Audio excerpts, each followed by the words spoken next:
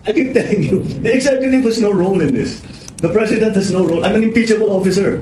I cannot involve myself in any of this. So, problema ng bansa, para mapababa ang presyo ng bigas, gulay, di bumaha, magandang trabaho.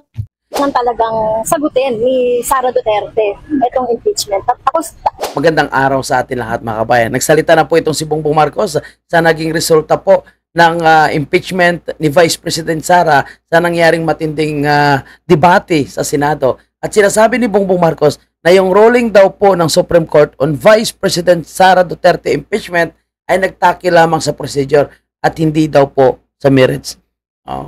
Parang mas matalino pa ata itong si Bongbong Marcos sa justices ng Supreme Court, no? Parang gusto niya pang pangunahan. At syempre, yung kanyang tagapagsalita na si Claire Castro, galit na galit, no? Dahil hindi daw po ginawa ng maayos ng Senado ang kanilang trabaho, no? Dahil in-archive daw po nila yung impeachment complaint ni Vice President Sara na hindi naman daw dapat daw magkaroon ng trial, dapat daw po magkaroon ng pananagutan. At kasalanan daw po ni Vice President Sara dahil hindi niya daw ipinaliwanag, no, yung mga tinatanong noon sa House of Representatives. Abay, mukhang iba rin ang gusto ng tagapagsalita ni Bongbong Marcos. At itong mga kaliwang grupo, mga makabayan, ay lumapit na naman ngayong araw sa Supreme Court, mga kababayan. At nag-file po sila ng MR na sinasabi nila na dapat daw umaliktad ang Supreme Court sa kanilang ruling na itong impeachment complaint against kay Vice President Sara is unconstitutional at hindi tumaan sa tamang due process. Kasi kailangan daw may pananagutan, kailangan daw litisin itong si Vice President Sara. Basta hindi talaga pabor sa mga kaliwa, no? Naglulupisay talaga sila. Anyway, yan po yung ating pag-uusapan. Pero bago ang lahat, huwag kalimutang i-like ang video ito, mga kababayan natin. Sige, simulan natin dito sa naging interview nitong si Bongbong Marcos, mga kababayan po natin. At magkomento tayo dito pagkatapos niya. What's your reaction doon sa Senate's decision to archive the articles of impeachment against VP Sara? One of the framers po ng 1987 Constitution, si Attorney Christian Monsod, said it amounts to a dismissal. And you've mentioned, sir, it amounts to a dismissal. No, let me clarify that. The merits of the case were not examined by the Supreme Court. This is not does not mean this does not decide the merits of the case. It just talked about procedure. So the procedure was faulty, was lacking. So yun ang assessment ng Supreme Court. It has no bearing on the rightness or wrongness of the impeachment case. And your reaction, sir, sa naging pagboto po ng Senado to archive? Nasabi niyo, sir, ano kayo? Interested observer po kayo. Kaya na, so I've observed that they voted in I keep telling you, the executive has no role in this. The president has no role. I'm an impeachable officer. I cannot involve myself in any of this. So, well, it's really the Supreme Court, the Senate, and the House. So yun ang kanilang... Sinabi ni Bongbong Marcos sa hugas kamay siya at sinasabing wala daw po siyang kinalaman dyan sa desisyon, no, ng Senado at sila na po yung bahala dyan. Pero basahin ko lang ito, mga kababayan, ang ilan sa komento ng mga matatalino natin, no, na mga taga-suporta. Sabi ng isa dito, the impeachment complaint cannot move forward to look into its merit because it is void ab initio, meaning it's invalid and unconstitutional from the very beginning. There is no point in examining the details or holding oral arguments since the complaint has no bearing from the start. Diba? So, invalid na nga Ang sabi ka, diba? Void ab initio, invalid from the start. When the procedure is defective, so meaning, wala nang substance ang merit. As simple as that. Hindi pwedeng okay na. Diba? Wala invalid na from the start So bakit pa kailangang tingnan ang merit? And actually naghingi nga rin, 'di ba, ng mga katanungan, naghingi ng kasagutan, no? Nagbigay ng mga katanungan at hininga ng kasagutan ng Supreme Court itong House of Representatives na sila mismo ay hindi nila sinagot, hindi nila ipinaliwanag. So doon pa lang may kasalanan na sila. And of course, no, apat naman yung impeachment complaint. Unang-una, alam naman nila ng mga kongresista na isang impeachment complaint lang yung allowed sa isang taon para sa isang impeachable officer. So, doon pa lang nag-file sila ng apat. So, alam nila na talagang palpak sila. And aminado naman po yung ibang kongresista na talagang may pagkakamali po sila.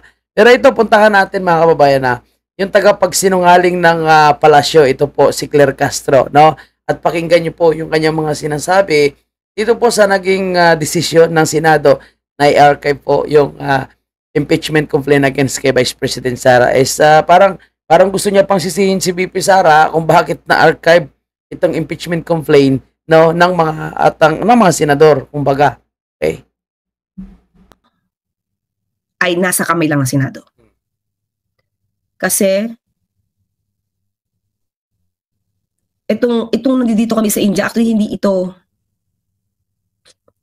concern ng Pangulo eh. Nasa India pala sila, no?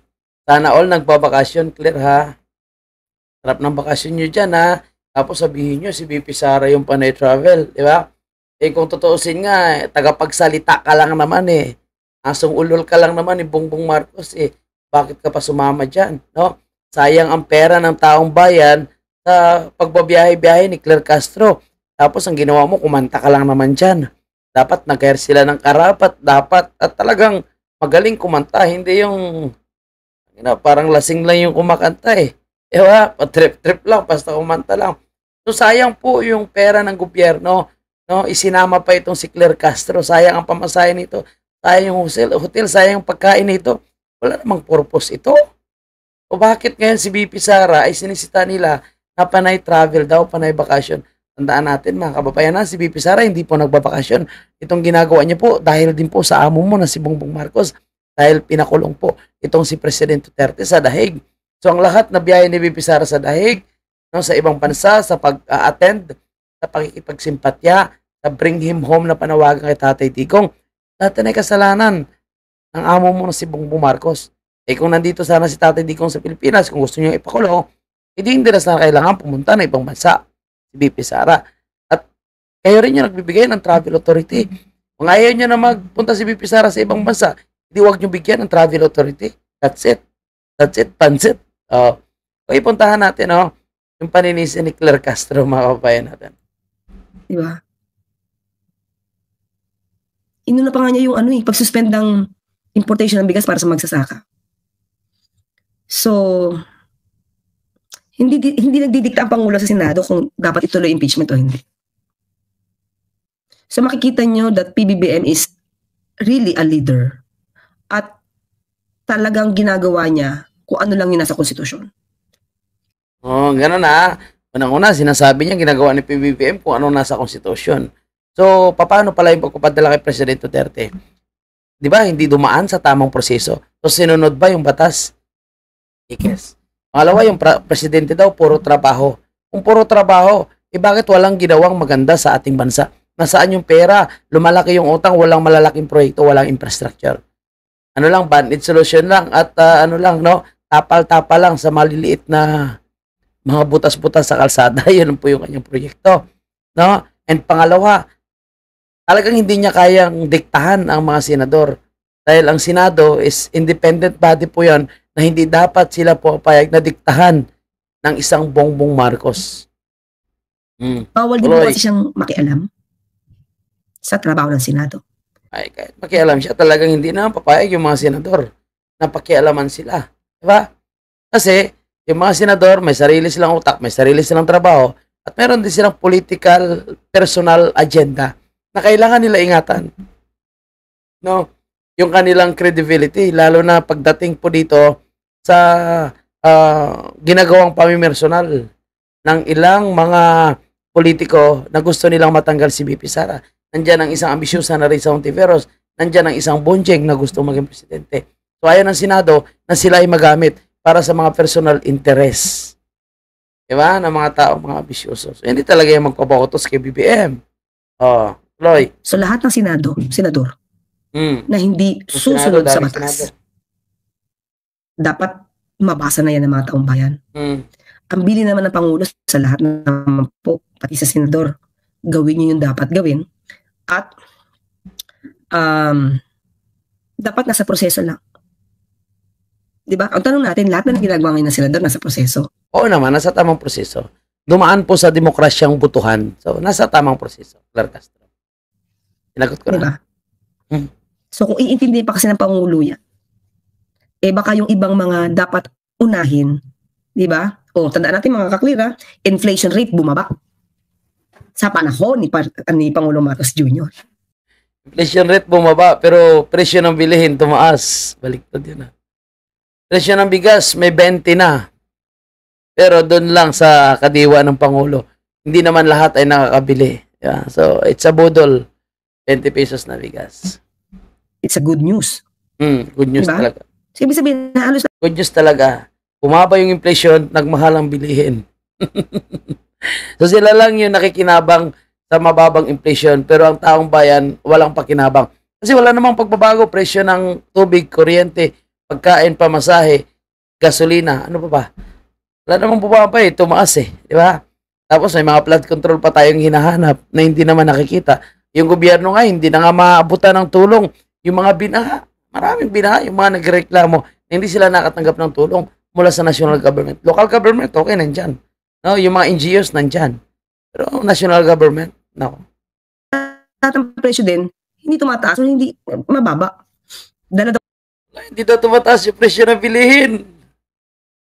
Bobo, ang taas ka eh. Ha? Lahat ngayon tumaas. Di ba ito nanonood ng balita o hindi ba ito namamalingkya? Nagbabakasyon pala sa India. Sorry po mga kababayan ha.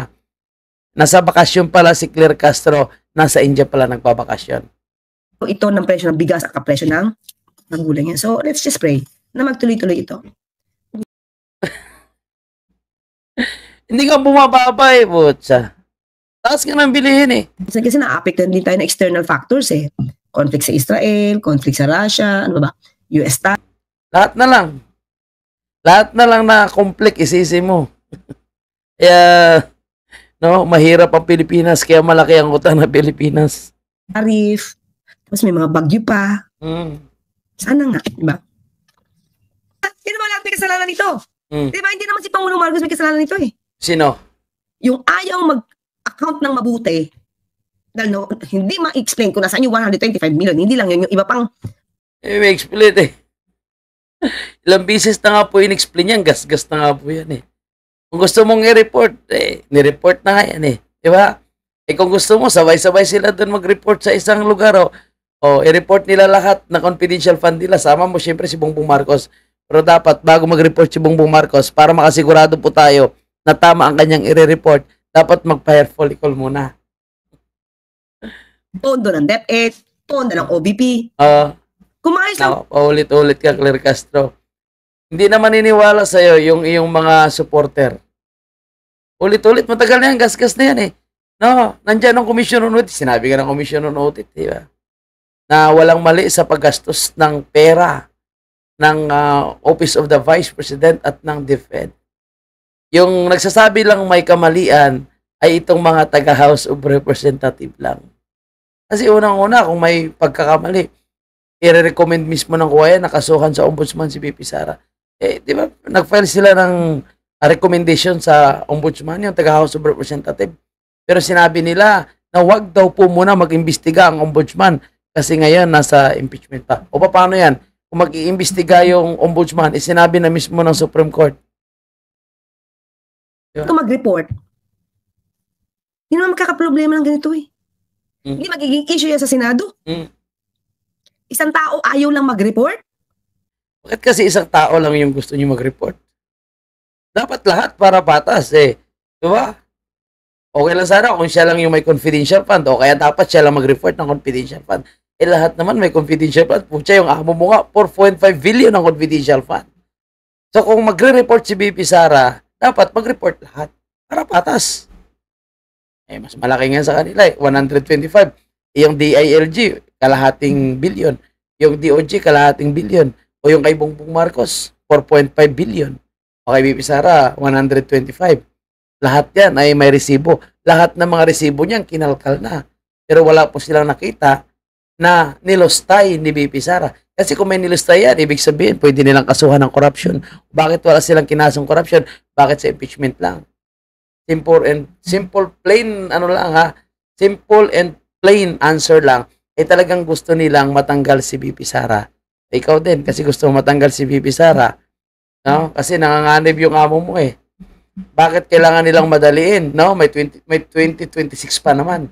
Kasi marami kasing pwede mangyari from today until next filing of impeachment, which is February.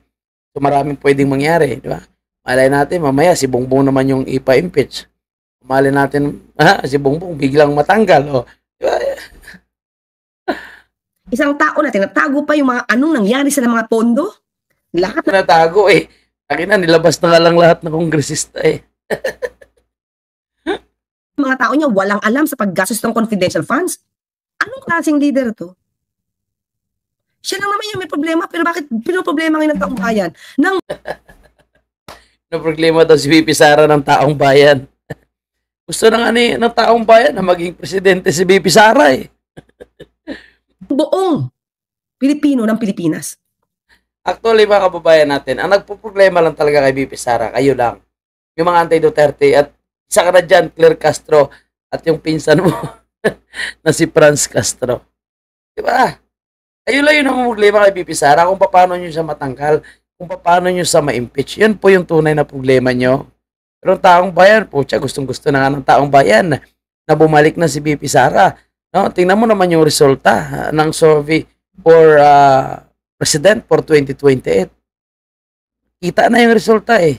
VP Sara na po yung front runner, no, for President sa 2028.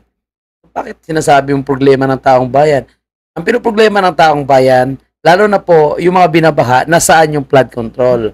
Ang pinoproblema ng taong bayan, hindi pa rin sila nakakabili ng 20 pesos na bigas kasi tinatago nyo doon sa kadiwa. Ang pinoproblema ng taong bayan, mahal yung pamasahe, mahal yung pagkain, mahal yung tubig, mahal yung kuryente, at walang pinamimigay ng mga libreng school supply. Kulang yung mga gamot sa mga health center.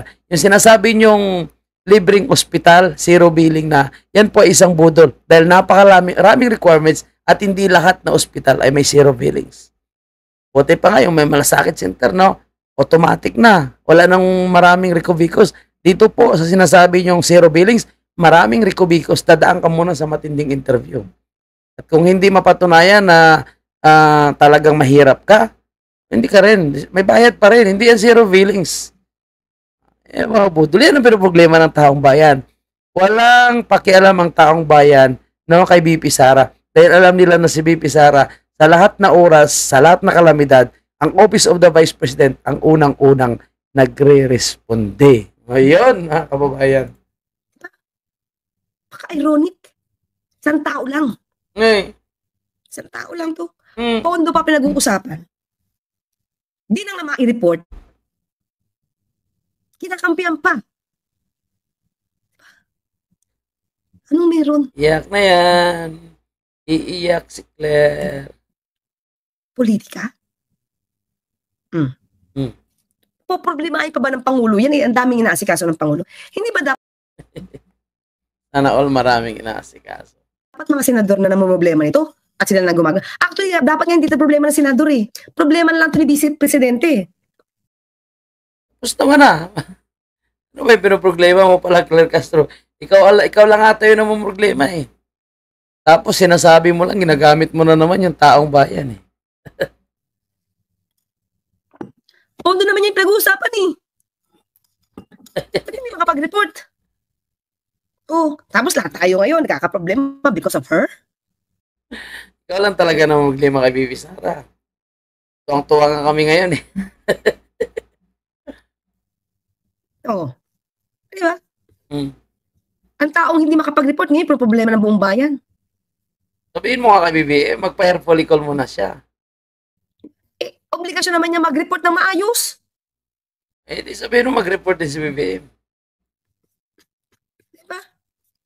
Sa dami-dami ng problema ng bansa, para mapababa ang presyo ng bigas, gulay, di bumaha, magandang trabaho. Eh, lahat yan, buntagin na problema niyan. Kayo yung may problema niyan. Kasi kayo yung nasa gobyerno, kayo yung nasa opisina. Eh, nasaan na kasi yung pundo sa baha? Nasaan na kasi yung sinasabing pinangakong trabaho at mga investors? Saan yun na kasi sinasabi yung mababa na yung inflation? Diba? Kayo yung magsusolusyon yan eh. Bakit si VP Sara yung sisingilin nyo? Unang-una, hindi naman si VP Sara ang presidente. Bakit hindi nyo kaya gawing presidente si VP Sara? No? Para lahat yan ay solusyonan ng aming mahal na VP Sara. Di ba? Sige. Iyak pa. Kasi ikaw, ayaw mo mag-report na maayos? Report na. Nakasubmit na ngayon sa COA eh. Bakit pa i-report sa'yo? Nandiyan na ngayon sa mga makakaliwa ang report sa confidential fund na yan. Nandiyan sa lahat na kongresista. Bakit mo pa hinahanap kay VP Sara? Ulayog. Baka pa sa problema ngayon. Di na nga nakakatulong, biyahe pa ng biyahe, Agoy. panira pa ng panira, Agoy. mas problemahin pa ba siya? Ikaw yun. Biyahe ka ng biyahe. Putang na, nasa India ka nga eh. Oh, sarap nga ng bakasyon mo dyan sa India eh. Tapos sarap pa. Oh, tapos ikaw, panira ka ng panira. Oh, ikaw yun. Sinasabi mo sa sarili mo. Enjoy, bakasyon Clark Castro, gamit ang pera ng taong bayan. Well, maasa Oh, ito yung pinsan mo. Nagwawala na naman. Akala ko, kasama na ito na nalibing sa impeachment complaint ni Vice President Sara eh. Oh, nabuhay pa pala itong pinsan mo, Claire Castro. pa rin kami dahil marami namang desisyon ang Supreme Court in the past na na-reverse. So, ito ang tanong lang kung Akala ko ba tuta ng mga Duterte ang Supreme Court? E di kung tuta ng Duterte ang Supreme Court, e di ibabasura pa rin yung MR nyo na yan. Oh, dapat doon na kayo mag-file ng MR nyo kay Risa Hontiveros. ay mapasura ito, ang tanong dyan, asan yung 612.5 million? Ito yung tanong ng taong bayan. Hanapin mo yung report doon sa COA. Bakit may nakahanap dyan sa mga media? Kaya hindi pwede itong i-archive, hindi pwede itong itago. Wala na, an-archive na. Anong hindi pwede? Sino ka ba? Eh, di ka nga nanalong senador. Baba ka ng botong. No, kailangan talagang sagutin ni Sara Duterte itong impeachment. Tapos, syempre, ito lang yung nag-iisang, mabilis pamamaraan para panagutin ang Diba? Ito yung mabilis na pamamaraan para panagutin si VP Sara. Ayaw nila mag-file ng kaso kasi wala naman talagang ebidensya. Ang impeachment kasi pera-pera lang eh. mga impeachable officials doon sa kanilang pagwawaldas ng pondo ng mamamayan. Kaya, Waldas, ikaw nga eh. Saan mo ba winawaldas yung budget mo? Ah? ang masasabi natin dyan ay sana ang mga senador, no, itong 11 na mga senador ay mag-isip-isip pa kayo dahil May mga isip yung mga yan. Matatalino yung mga yan. Hindi kagaya mong bobo. ang sumingil na sa inyo ay ang taong bayan. Nako, taong bayan na naman, mga kababayan po natin. No? Sabihin nyo, kayo yung maniningil, hindi yung taong bayan. Kasi ang taong bayan ngayon nagsiselebrate. Kayo lang na mga makakaliwa, kayo lang yung makabayad ang nag-iingay. O, ito pa si Kulot. Hindi dapat ina-archive ang galit ng taong bayan. Wow, taong bayan na naman.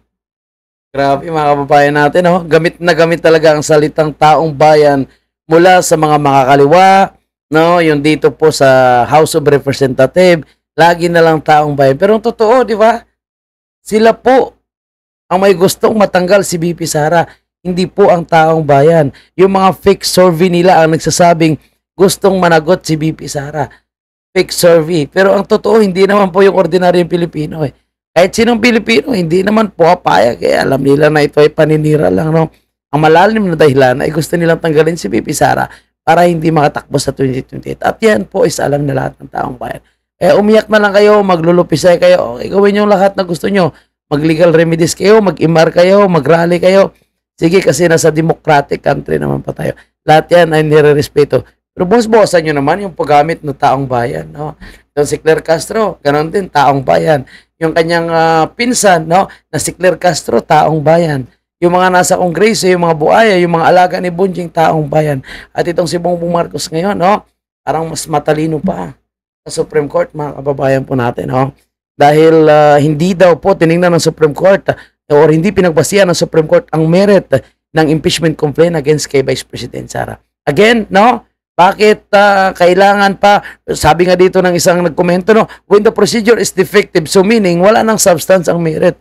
As simple as that. Ayan. Okay, so yan lang po yung ating update mga kababayan. Bukas po yung ating comment section para sa inyong komento at mga opinion. Maraming salamat.